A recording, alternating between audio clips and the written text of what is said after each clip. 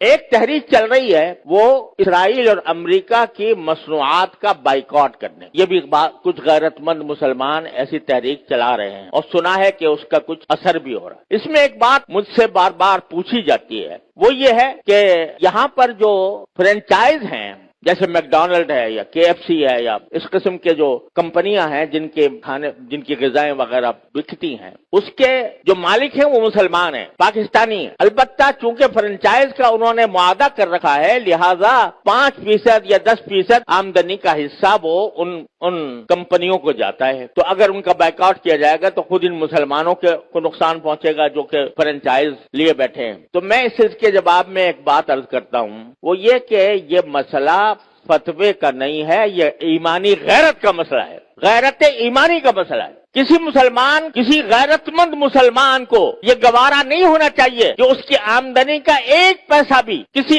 ایسے شخص کو پہنچے جو اسرائیل کو مدد دے رہا ہے۔ یہ انسان کی ایمانی غیرت کا تقاضا ہے۔ یہ کہنا کہ بھئی 5% جاتا ہے، اب 95% تو ہم کھاتے ہیں۔ ارے بھائی 95% آپ کھا چکے، بہت الحمدللہ، کافی آپ نے نفع بنا لیا۔ اب آپ یہ تو کر سکتے ہو کہ اس فرنچائز کو ختم کر کے اپنا کاروبار شروع کر دو۔ اگر اس کو ختم کر کے اپنا کاروبار شروع کرو گے تو ذرا تھوڑا سا پتہ تو چلے گا ان کو کہ یہ جو ہم دنیا بھر کے اندر ہم اپنی مصنوعات چلا رہے ہیں، دنیا بھر میں ہمارا سکہ چل رہا ہے، اس کا کچھ اثر تو ہوگا۔ یہ کہنا کہ 5% جا رہا ہے ان کو اور ہم نے 5% جا کے کیا اس میں کیا فرق پڑے گا؟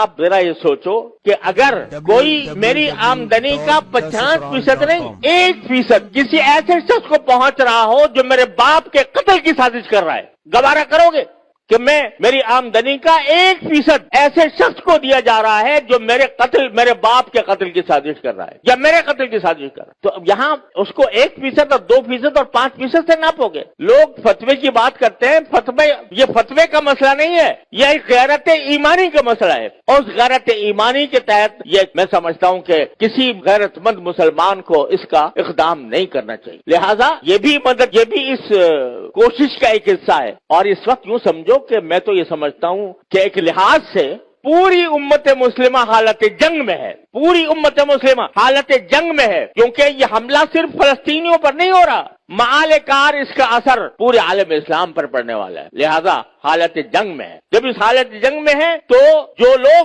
عالم اسلام کے خلاف یہ سازش کر رہے ہیں ان کو کسی طرح بھی نفع پہنچانا، چاہے وہ 1 پیسے کا ہو، یہ ایک مسلمان کی غیرت کو اسے گوارا نہیں کرنا چاہیے۔ لہذا میں اس بات کی حمایت کرتا ہوں کہ ایسی چیزوں کا بائیکاٹ کیا جائے جس کا فائدہ ان طاقتوں کو پہنچ رہا ہے۔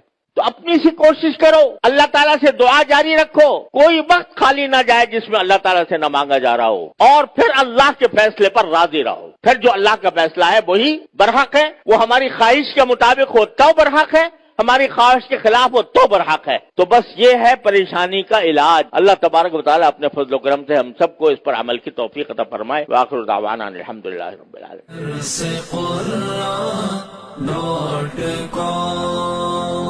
www.darsequran.com